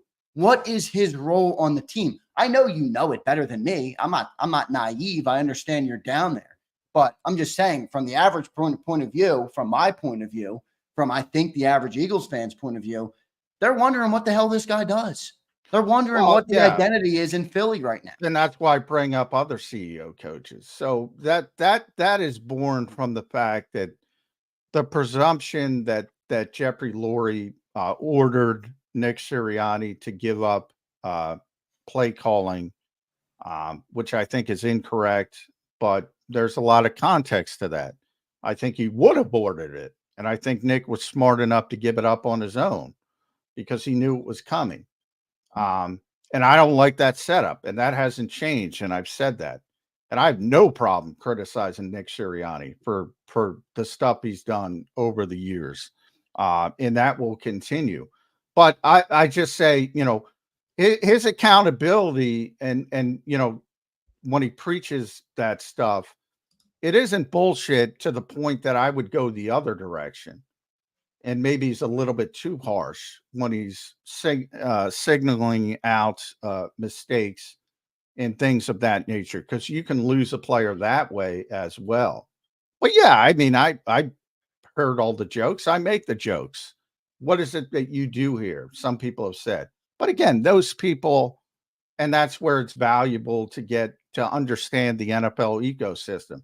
I can't make people listen, but I will point to my record and say, well, how does McMullen know this is going to happen? How does McMullen know? I'm not guessing. No, I know, John, and I'll give you credit. You're right a lot more than you are wrong. You are right most of the time about this football team. I'm just asking you, consider the perception. And I know perception is not always reality, but you're coming off a historic collapse last football season. All this change in the offseason in terms of coordinators, all of the talking points, some of the things Jalen Hurts said, and then the first loss of the year. The first one. It's not like there's it's the fifth loss. Let's let Jaylen handle it this time. The first loss of the year, the way they lose it, and now Nick doesn't talk, the perception of that is not great. That's all I'm saying. But what is the perception? I mean, fans aren't in the locker room. If that question, he spoke after the game to the media. He spoke to the team this morning. He spoke to the team. He'll speak to the team on Thursday. He'll speak to the team on Friday. He'll speak to the team on Saturday. Like the perception in that instance, and I just say, there's 32 NFL teams. That perception on good coaches, bad coaches, indifferent coaches, mediocre coaches is going to be across the board irrelevant, is the term I will use, across the board, because they're talking to him so much during the week. Are you trying to throw a curveball to, as Mike kind of pointed out with the messaging? Sure. Yeah. And if Jalen Hurts didn't hit all the notes, he would have, that he wanted hit, he would have spoke. Just part of the feel for dealing with people and being a leader. Maybe it's right, maybe it's wrong, but it's irrelevant. I will say that from the standpoint of they ain't showing up in New Orleans without hearing from Nick Sirianni multiple times. So I don't, I guess I don't understand the angst or worry, but I know, and I also understand it's going to be blown up to a ridiculous degree because of that outside perspective that doesn't think about Wednesday and Thursday and Friday and Saturday before the game. Understood. I agree. I understand what you're saying. Let's go to John real quick. A couple super chats. Got to do it quick because we'll have BLG coming in soon. James Carver checks in. James, appreciate it, brother. All those criticizing Kellen and the call. Cliff 100% calls the pass 100 out of 100 times. That was always done at Tech. And as a two-time Tech alum, knew and know both Cliff and Leach. That plays considered a handoff in the other coach's playbook mind. So in other words, he's saying it's considered a handoff in everybody's playbook in the modern NFL. Right. It's an extension of the running game. I used to have this conversation with Jody all the time. Jody hated that. I don't care if you hate it. They consider it an extension of the running game. That's how the coaches consider it. It is a routine play that the player has to make. And Saquon knows that. He said that. Yeah, no, he did. Saquon took more accountability than anybody. I mean, shit, yeah. He spoke about it candidly, very candidly. So James Carver again with the $20. James, thank you, brother. Appreciate your support of the show. He says you cannot assume it'd be the same message all week. It's to hold them accountable at end of game. If it had been the same message all week, then for the coaches and just use a damn tape recorder, coaches and players should have spoken. People tune out if it, and that's part of the thing. I would say everybody has a shelf life in this league. Even Andy Reid, even Bill Belichick. Everybody has a shelf life. You know why they have a shelf life? A, because it's cyclical and you lose talent and all that kind of stuff. But B, because people stop listening. It's just natural. If you hear the same voice and the same messaging year after year after year, it gets routine, it gets redundant. So you try to change things up as a coach. Everybody does it. Every coach does it. Every coach. Nobody wants to hear from the same guy the same thing every. No, I get that. That's human nature. Jalen All Sicko says Tomlin hoke Matt Canada accountable in first 3 years. I think he meant hold Matt Canada. Yeah, Matt Canada. So I'm not saying Mike Tomlin's perfect. I'm just saying the identity there is. Well, nobody's perfect. Everybody wants a point. I mean, but Mike Tomlin's been a coach for a long time. He's never had a losing season in this league. That's pretty freaking impressive. Yeah, I mean. He's very well respected. And I'm not comparing Nick Sirianni to Mike Tomlin. I'm not comparing Nick Sirianni to John Harbaugh. Those guys have been coaches for a very, very long time. Nick's still a very young coach. Do you think there should be like a level, though, John, of respect? I don't know. I don't want to say they don't respect Nick Sirianni, but don't you think there should be a level of like, I listen to the head coach because he's the freaking head coach, like even in professional level. And I think Nick, I don't know, maybe he's not. I think he's losing that a little bit, where he's I think one of the issues with Nick Sirianni is his outside perception because of the way he acts on the sidelines. Doing some of the stuff he's done in the past. I think the players are, especially the younger players, are scared to death of him like a normal coach. And maybe that's always been the way in the NFL. Maybe that's not even a good thing, but that's a typical thing. Yeah. Young players generally aren't comfortable around the head coach, because of, the hammer he wields, so to speak. Some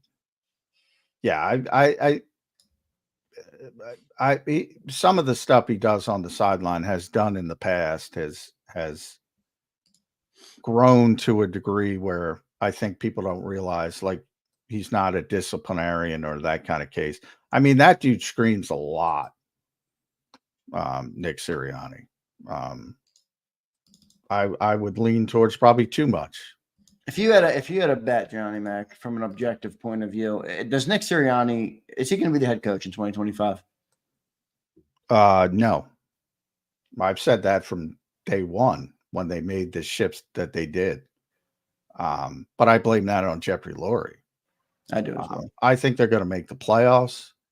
I think their ceiling is probably winning a game in the playoffs and then they're out.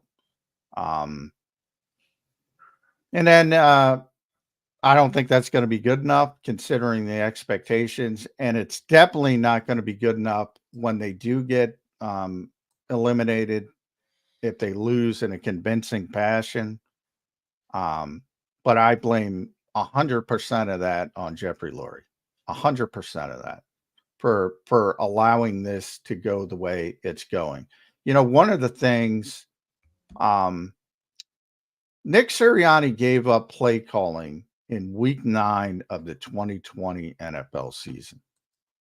Week 9 of the 2021 NFL his season. First as a head coach. Yes. They were hasn't called one play. I thought it was week 7 after they were 2-5. No, it was the Chargers game, which was week 9. And yeah, it was week 9 Chargers game.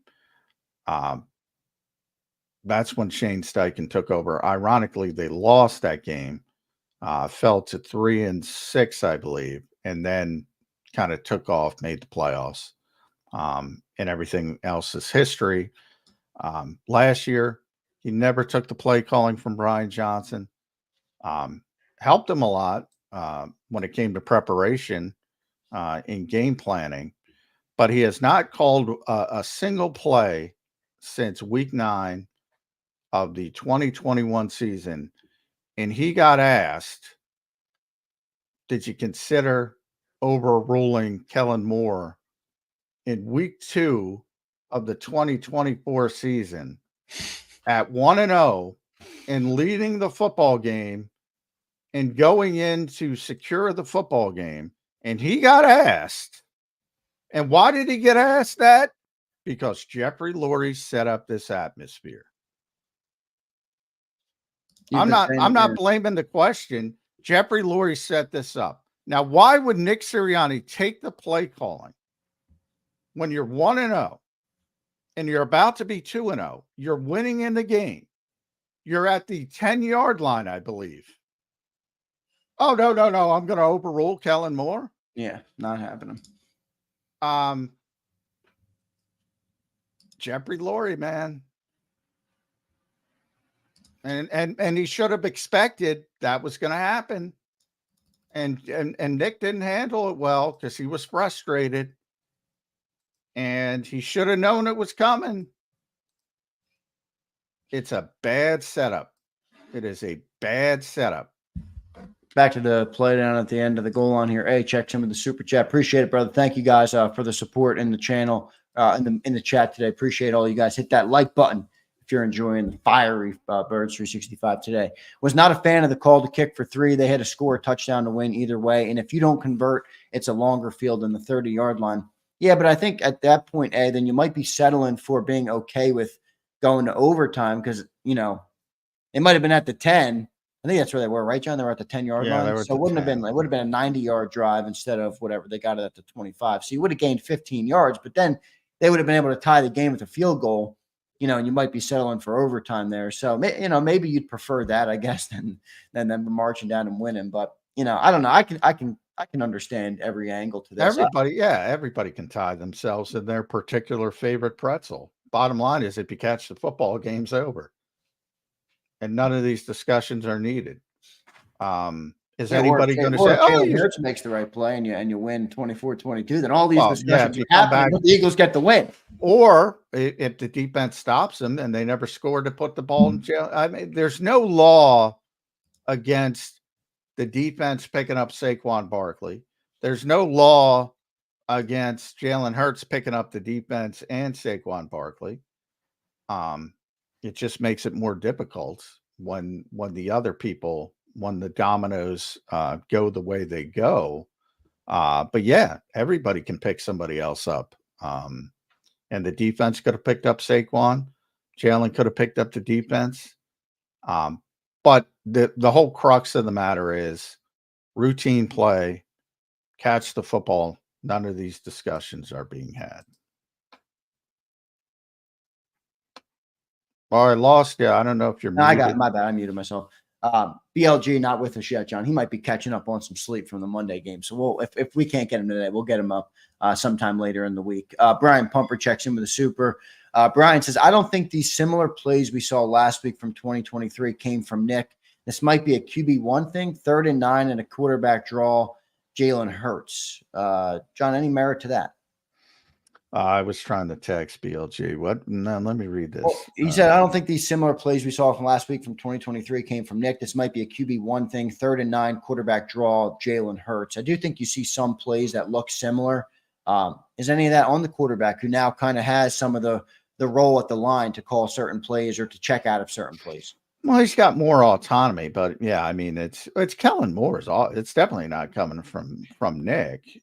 So, you know, how much autonomy does Jaylen have to call a quarterback draw? He certainly was feeling himself, certainly from a running standpoint, I think. And he had a very good day running the football. But yeah, I mean, Kellen's doing the game plan. So, I mean, yeah, that's part of the setup I'm talking about. It's just shitty setup, and Jeffrey Lurie should be ashamed of himself for allowing it. Look, I've said it. I don't know how many times I said it. Show the courage of your convictions. If you don't want Nick Sirianni, fire Nick Sirianni. What you don't do is straddle the fence, and that's what they're doing. Exactly. That's exactly what he's doing, straddling the fence. Let's get to our next commercial break. Appreciate everybody in the chat. Thank you guys for those super chats as well. All super chats, obviously, will always go to the front. If you spend money with us, we're going to read about your thoughts and your opinions on the game. So good stuff, everybody. Let's get to our commercial break. Birds 365 will be right back in 3 minutes. If you missed any of today's show on the JAKIB Media channel, listen to the podcast on your way home. Available on YouTube, Apple, and Spotify. Your gut says Miami is going to win, and you should take the over. Your gut also said your NFT selfies would only go up in value. They didn't. But your head is on Sports Grid and knows the QB is in concussion protocol. The backup has a 45 QBR against the zone coverage. The New York D has the most sacks in the league. So yeah, trust your head. It's smarter to be on Sports Grid.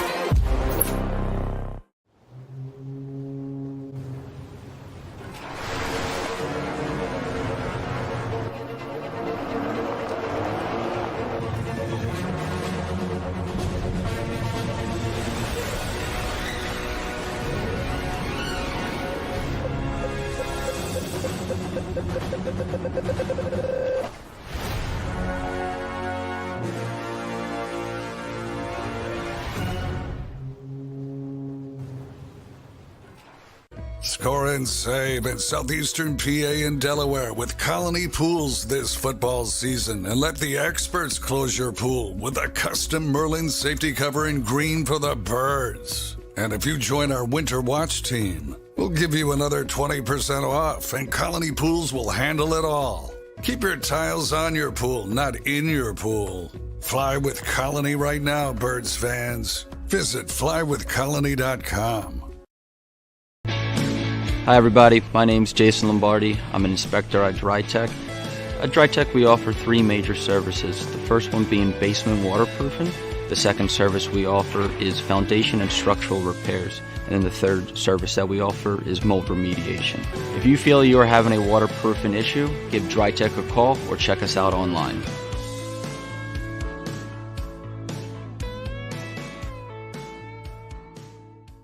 Heading down the shore. Have a ball once more. Here, imaginations run wild and time stands still. Because here, you can find the best of the Jersey Shore, all on one 5-mile island. So leave the old you behind and get lost in the woods. Wild, wild, wildwood day. Plan your stay in the Wildwoods today. EAGLES, Eagles.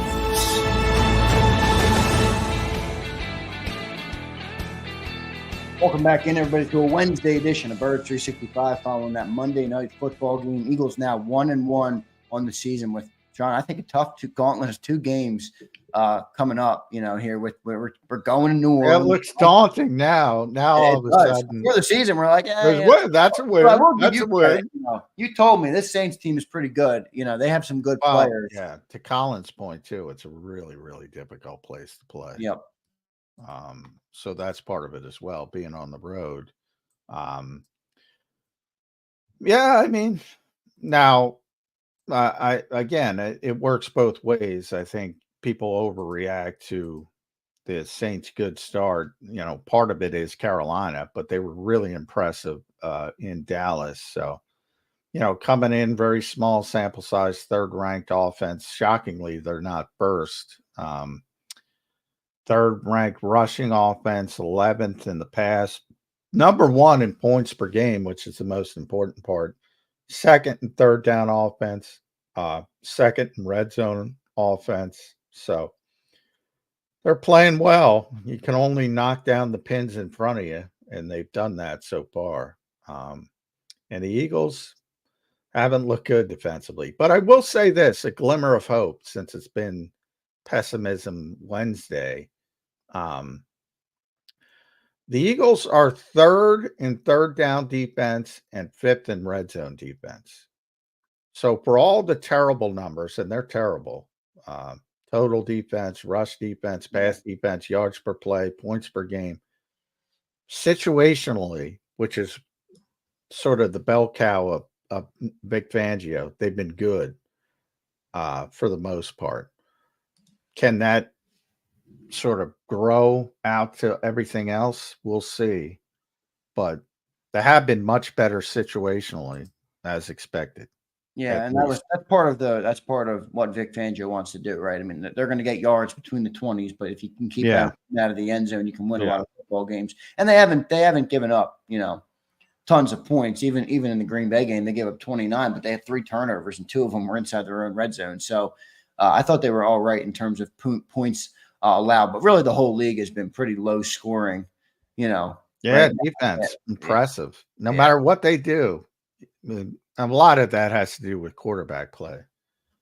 And I think Brandon might be. He hasn't answered me yet, so I think he might be. Yeah, he's catching up on some Z's, Johnny. I think he might be forgetting what day it is, like me. Yeah, we're all screwed up from the days. I had no idea today was Wednesday until I woke up and realized I didn't tell anybody. But yeah, I'm from the Eagles standpoint. Yes, at least that's something you can hang your hat on. It's gotten so much better. Because they were a disaster. They couldn't get off the field on third downs last year at all. And for most of the Atlanta game, they had great third down numbers getting off the field. But all right, John, be my voice of reason here on Bryce Huff, because I'm going back to Bryce Huff right now. I got to do it. I'm sorry, Bryce. Hopefully you can handle the Philadelphia Heat coming at you. And I don't know. I went back and I was watching some Bryce Huff. I rewatched the condensed game. I'm going to watch the all 22 tonight. I looked at Jimmy Kempski's article this morning where he kind of, he did some from the end zone view. He showed a lot of Bryce Huff's pass rushes, as we said. He called them unplayable. Some of them were really ugly. And then I went back to 2023, John, and I'm like, this guy had 10 sacks last year playing 400 snaps. I mean, he's obviously can rush the passer. So 6 of his sacks last year, 6 of the 10 came against backup offensive tackles. 2 of those Jack Driscoll, by the way. Huh? Jack Driscoll here. Yeah, one of them was Jack Driscoll. Correct. Now he did beat Mailata, so we'll give him that. He beat Mailata once. 2.5 of his sacks were Mailata, Rashawn Slater, and McGlinchey, who are 3 good tackles. The other 7.5 were backup tackles and tight ends, and one of them was Justin Herbert rolled out and he went unblocked, and Justin Herbert kind of ran right into him. Should I be worried about this guy? I don't know. Is he even as good of a pass rusher as we thought with getting the 10 sacks? I mean, because the big number is pressure percentage. I don't give a flying what about sacks, which I used to have this discussion with Jody all the time. I don't give a hoot about sacks for the exact reason you're talking about. You can go down the list from Von Miller to Nick Bosa. Guess what? If you only take their games against Lane Johnson, they're not going to the Hall of Fame, but they're going to the Hall of Fame. And the reason why is because they feast on shitty tackles. I don't care about sacks. His pressure numbers were off the charts. Could some of that be skewed though if you're lined up on back on tight ends or whatever a lot? Less skewed than sacks. Yeah. A hell of a lot less skewed. He was getting consistent pressure no matter the situation. And that's to the point he was first in the NFL. If you believe PFF, if you believe Next Gen Stats, I think he was third, or vice versa. One had him first, one had him third. So everything's subjective as with the lead. So yeah, I don't care about sacks. That to me is baked into it. Sometimes you run into sacks. Sometimes it's somebody else was responsible. The quarterback, as you mentioned, the one time runs into you. A lot of things make sacks irrelevant to me. But I would say this about, and I love Jimmy. Jimmy Kempski's great. Unplayable, I think, is a little bit harsh. Even to this, I'm looking up the PFF numbers right now. He's 72nd in the NFL. 72nd out of 114. That ain't good by any stretch of the matter. In fact, it's bad. And they're expecting him to be near top 20 level. So I'm not trying to defend him at all. He has not played well. But there are a lot of edge rushers that play in this league. And unplayable is too harsh because there are a lot of bad ones. And there are 44 guys behind him. So I guess he hasn't been that brutal. I just wonder, You're not the guy. In New York, he wasn't the guy. Where it's like, is it easier to game plan for him when you're game planning for him? He's the top guy now in Philly that's expected to get after the quarterback. He's supposed to have an increased role in snaps, but forget about it. I don't even want to worry about the run right now. I know he sucks against the run. I don't even care. Right now, the one trick part of his one trick pony doesn't. Yeah, it's right now. Yeah, in a very small sample size, he's been a big disappointment. That's a fair thing to say. But it's only week 2. It's only week 2, and maybe. Well, I've seen this city destroy people in the past. And maybe it destroys him. And if he's not mentally tough enough, he's not mentally tough enough.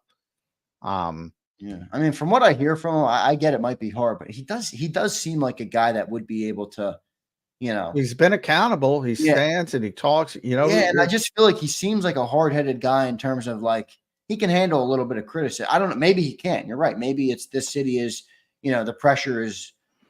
Pressure will either break you or it'll make you. And some people it makes in Philly. Maybe it breaks Bryce, but he doesn't strike me as that guy from the outside. I will say that. Yeah.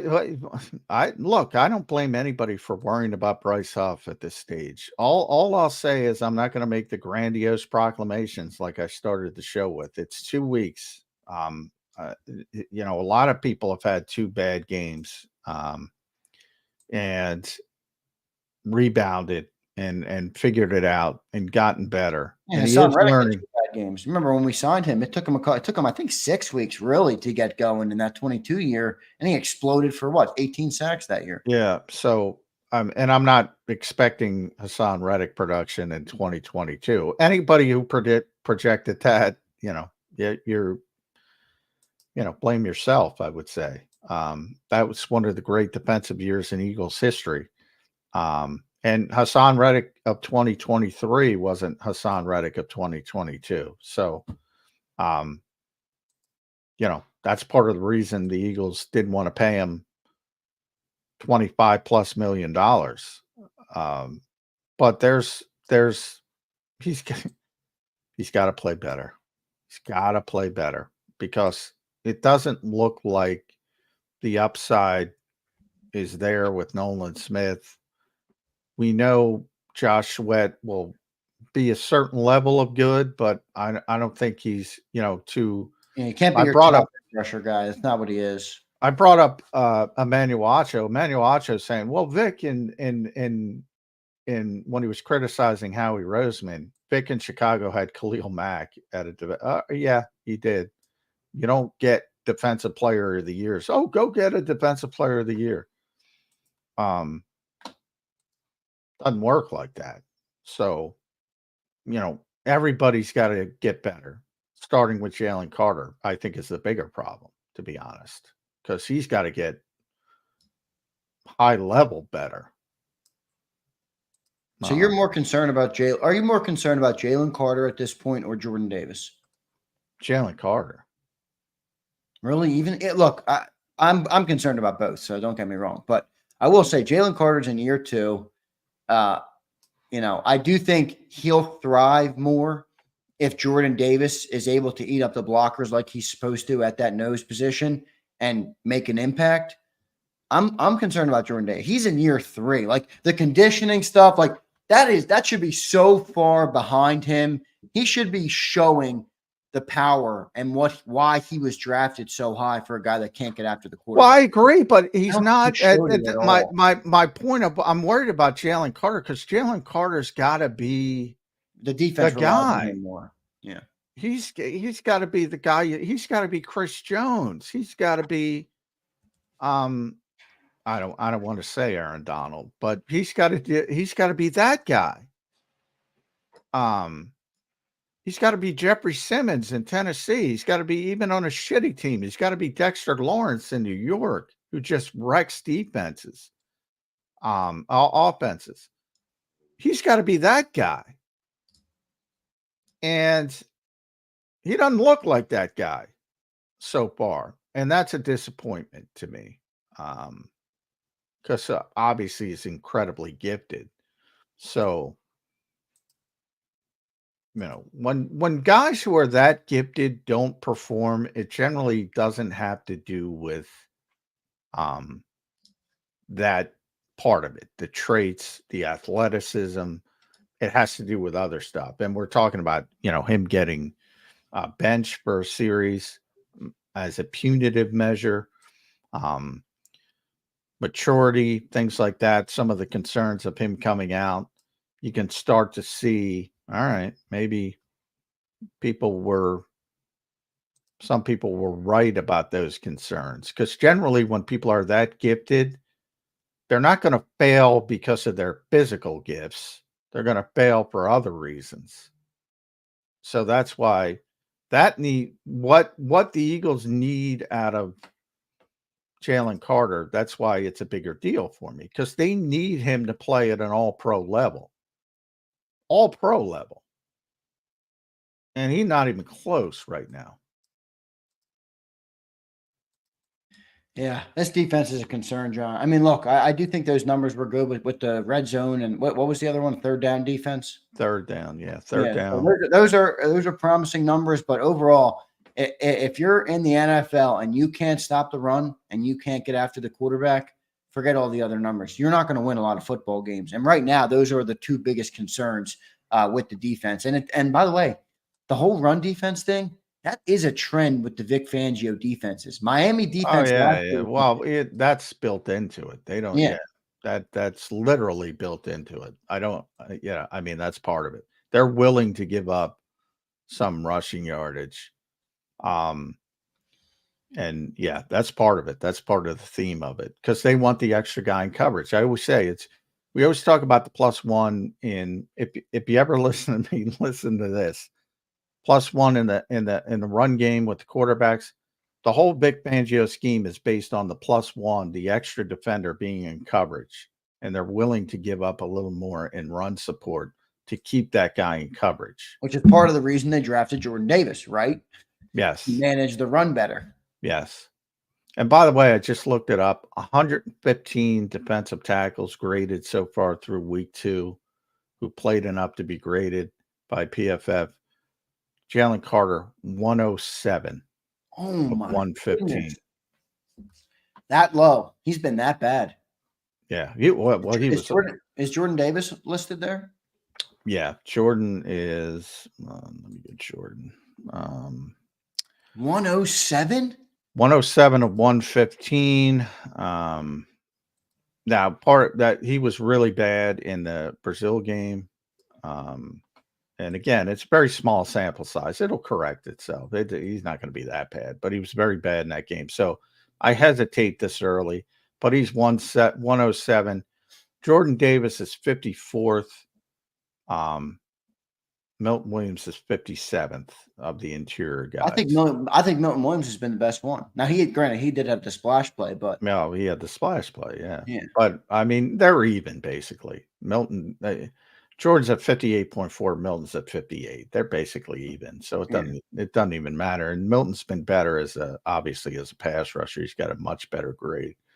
But yeah, Jalen's been bad. And it'll get better. He was much better in the Atlanta game. And there were a couple times, and he was playing a very good player most of the night. A very good player. And I think when you're a game wrecker, when you're realize that good, you make people even when you're talking about a second team all-pro guard twice, who knows how to play. Yeah. And those are the guys that Jalen struggles with at this stage of his career, because those guys are savvy and they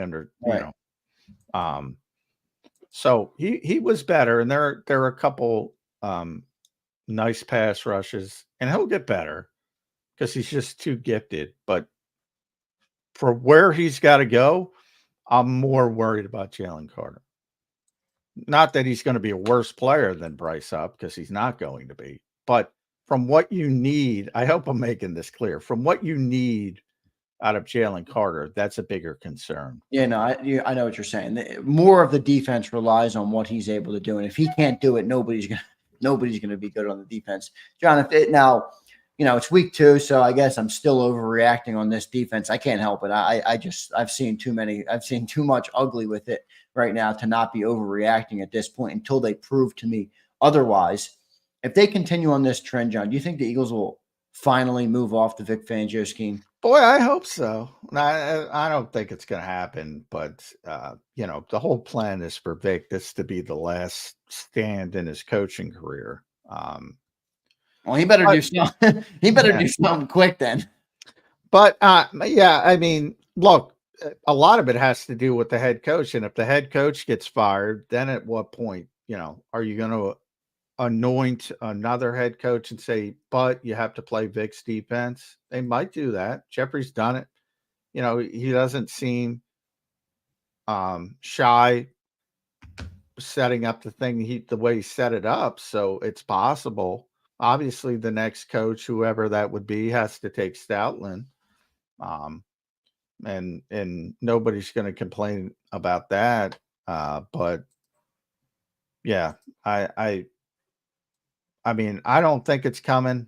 I think the better hope is that Vic has verbalized that he understands that, and he's already evolved to a certain extent. When he first started this scheme, it was all the base coverage thing was quarters coverage, and now it's more cover 3. So he's already shifted a little bit, and he is willing to evolve it. He understands that if he stands still, people are going to catch up. So hopefully, as the talent gets better, Quinyon Mitchell, as he gets better, can you get Cooper DeJean on the field? Quinyon's the least of my concerns.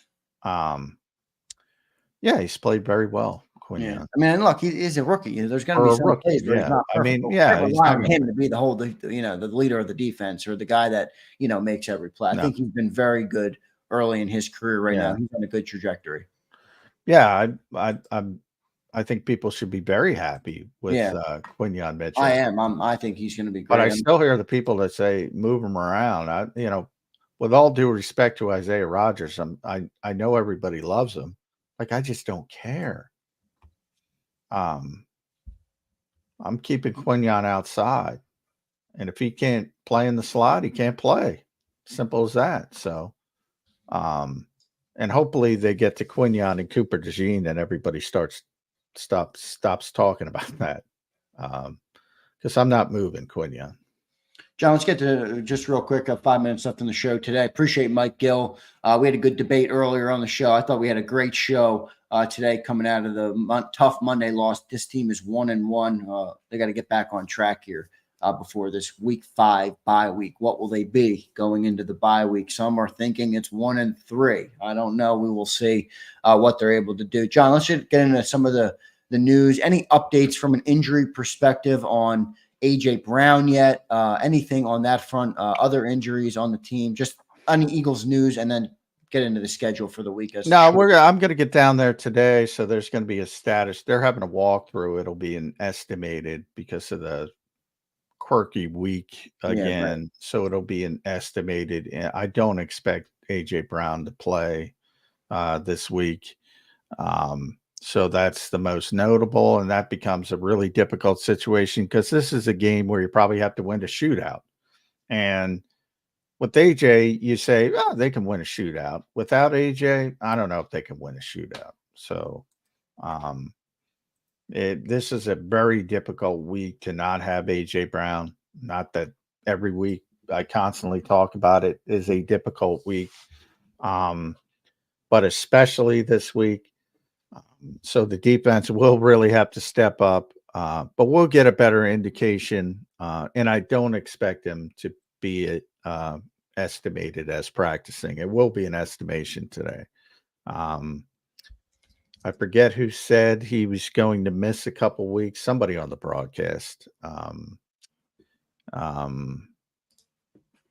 that makes sense. If he pulled his hamstring, it's going to be a couple weeks at least. So what is the practice schedule then this week, John? They're coming off a Monday game, and then obviously they're Sunday at 1 p.m. in New Orleans to take on the Saints. Is it all walkthroughs now this week coming off a Monday game? I know these guys do need some nights to get their body. I mean, football's a physical game. It takes a couple days for them to, get back to not. No, this is sort of what they did on Monday night games in the past couple of years. They turned Wednesday, which is normally the biggest practice day of the week, into a walkthrough. Tomorrow they're going to be on the field at 2:15. Friday they're going to practice at 12:25. Saturday, obviously the walkthrough, and then game Sunday in New Orleans. So the only difference, this is the first Sunday game, but they played Monday, so the shift was changing Wednesday into a walkthrough. And we'll see how they handle it. They went very early to walk through Wednesdays last year. We'll see if they keep it up. I don't think they'll keep it up for Tampa the next week as things get more into a regular schedule. But I think Vic will have a big problem with that, especially trying to get this group up to speed. But we'll see how it shakes out. Good stuff today, Johnny Mac. So today will be a big injury update day for AJ Brown. At least we hope. So we'll see. Johnny Mac will be down there today, heading down after the show. So it'll be a good show tomorrow on Birds 365 with some updates. John, you talked me off the ledge a little bit today, but I'm not feeling too hot right now about where this team is. They got a lot to correct coming into a tough week 3 matchup. Well, I mean, do it. San Francisco lost, Detroit lost, Dallas lost as well. So what's your level of concern? Last question here. What's your level of concern with Jalen Hurts after the first 2 weeks of the year? Any? None? Zero? Big? I'm concerned about the turnovers. I'm concerned about, and that's what I have. Are you concerned at all with what you've seen in terms of his progression as a passer in the league? Like, I still think he's not climbing the pocket well, and he's still rolling out to the right a lot. No, he definitely doesn't climb the pocket as much as he should. And when he does, it's usually, he usually has success when he does. And you would like that to sort of maybe get him, but that's a very difficult habit to break because it's almost comes down to your DNA as a player. And it's a very difficult habit to break. But anytime you flush right, typically it's right with Jaylen, but even left, you're cutting off half the field and you're limiting yourself in the passing game perspective. Sometimes, it works because he's able to extend plays. But yeah, I'd like to see him climb the pocket better. Decision-making's got to get better. We still haven't seen the big test when it comes to the blitzing. I thought we would have seen it from day one. We haven't seen it. It's coming. I don't know if it's coming this week. It's definitely coming in Tampa because Todd Bowles has had success with it already against Jalen Hurts. So we'll see from that perspective. But yeah, I would say I haven't moved. The needle hasn't moved for me on Jalen Hurts from preseason to right now. Same concerns I had preseason I have now. Namely ball security, decision making. And as he mentioned, the last play, he had a good game, and then the last play, the interception, which was a poor decision. What a chance to win it with the ball in his hands. I thought that was brutal. But all right, Johnny Mac, good show today, man. We'll talk to you tomorrow on Birds 365. See how this team rebounds coming off a tough loss to Atlanta. They're now 1-1 on the season. Appreciate everybody in the chat today. Had a lot of great comments. Ray, Scott, Barbara Carroll, James Jones, our resident Commander fan, Twiz the Jigga, Abe. Appreciate all of you guys in the chat. Anybody I missed, I didn't mean to miss you, but we do appreciate your presence and your support here on the channel. Hit that like button on your way out. Johnny Mac, great show today, man. I'll talk to you tomorrow on Birds 365. All right, brother? All right. Thanks for listening, everybody. Catch you tomorrow on Birds. You've been listening to Birds 365. the destination for the passionate Eagles football fan who bleeds green. If it's Eagles football, we're talking about it. Debate inside the locker room and guests that are some of the greatest football minds from around the region. We hope you enjoyed the show. We know we had a blast. Make sure to like, comment, and subscribe, and we'll be back soon. But in the meantime, hook up with us on social media at JAKIB Sports. See you next time on Birds 365.